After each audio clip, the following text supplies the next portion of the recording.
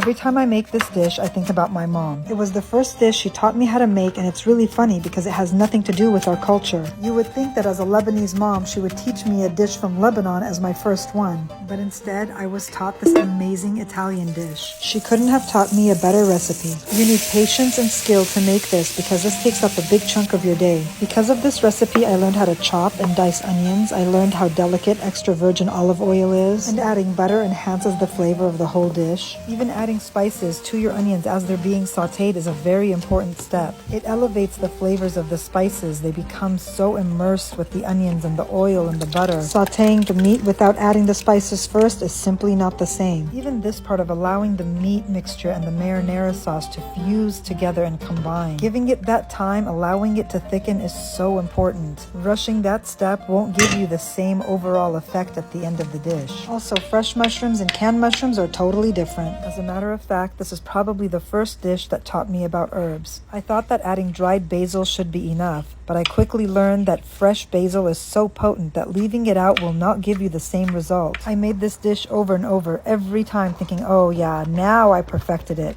But every time I made it, I learned something new. I learned about new spices, a new technique. Even creating the layers was a skill. If I rushed through this part, then the final result felt like it had an element missing. Patience was an all-around skill that I needed to learn. Patience with myself because I gave myself such a hard time if a dish didn't come out the way I wanted it to. And patience with the dish, giving it enough time to do what it needs to do to combine the flavors. Adding cheese, what kind of cheese and how much cheese to put is a whole other thing that I had to learn. It was kind of like being in culinary school, but without the professionals there to teach you. There were plenty of times where I couldn't rely on my mom to tell me what to do. I had to figure things out on my own. I mean, there are plenty of cookbooks out there with amazing recipes, but we all know that reading about something and actually doing it are two completely different things. It's the doing part that hones in on our skills. So for me, making this one Italian dish actually taught me how to make so many others from different cultures, even from my own. Every recipe I make has a direct correlation to this first one that my mom taught me, and I will forever be grateful for that.